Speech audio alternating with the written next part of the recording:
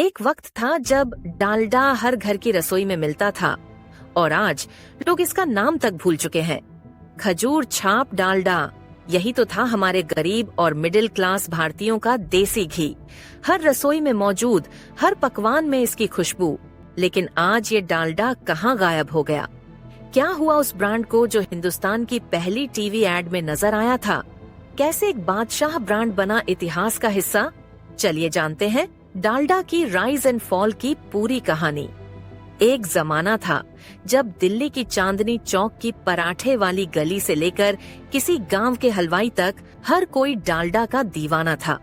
1930 में जब अंग्रेजों का राज था और देश के आम आदमी के पास देसी घी खरीदने के पैसे नहीं थे, तब नीदरलैंड की एक कंपनी डाड ने इंडिया में सस्ता अल्टरनेटिव भेजा, हाइड्रोजेनेटेड वेजिटेबल घी।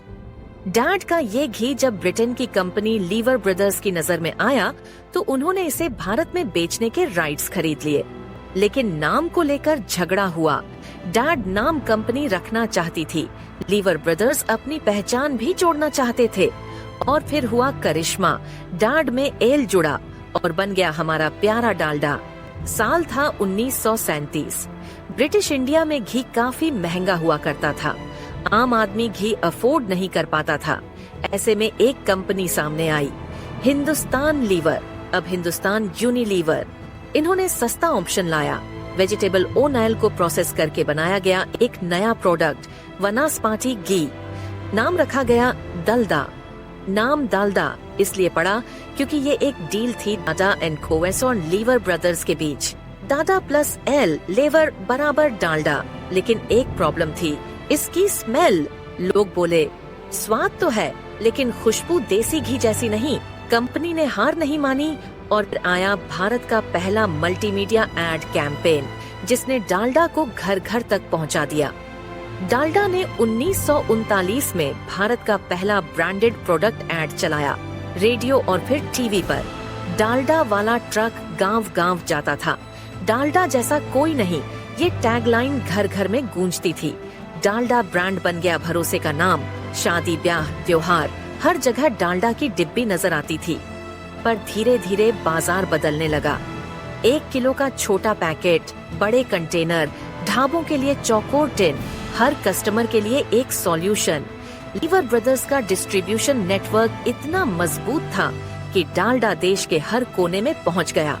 1940 से 1980 तक डालडा ही डालडा था। लेकिन हर चढ़ाई के बाद एक ढलान आता है। 1950 के एंड में संसद में डालडा को बैन करने की मांग उठी। कहा गया ये विलायती घी है, नकली है, हानिकारक है।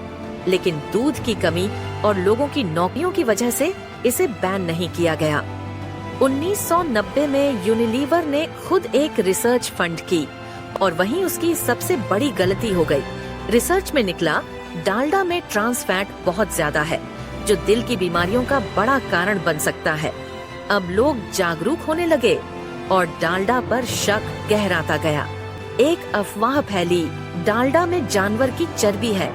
भारत जैसे देश में जहां बड़ी संख्या में लोग वेजिटेरियन हैं, यह अफवाह आग बनकर फैल गई। बिना सबूत के डालडा को लोगों ने अपनी थाली से बाहर कर दिया। लोगों को हेल्थ की समझ आई और ट्रांस फैट के नुकसान सामने आने लगे। डॉक्टर्स ने वनस्पति घी को अनहेल्दी बताना शुरू किया। इसी बीच रिफाइंड ऑयल का ट्रेंड बढ़ा। साथ ही सनफ्लावर, राइस ब्रान, सोया, ऑलिव ऑयल, सबको हेल्दी बताया गया। डालडा पीछे रह गया, न हेल्दी रहा, न ट्रेंडी, न लोगों का भरोसेमंद। कई कोशिशों के बाद भी डालडा वापस नहीं लौट पाया। डालडा की ब्रांड इमेज पुरानी लगने लगी।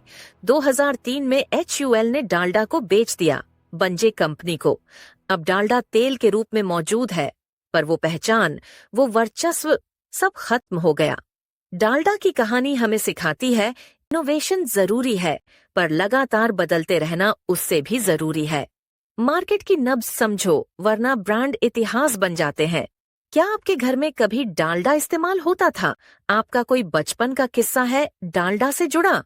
ऐसे ही दिलचस्प स्टोरीज के लिए चैनल को सब्सक्राइब करें, कमेंट में जरूर शेयर करें और वीडियो को शेयर करना न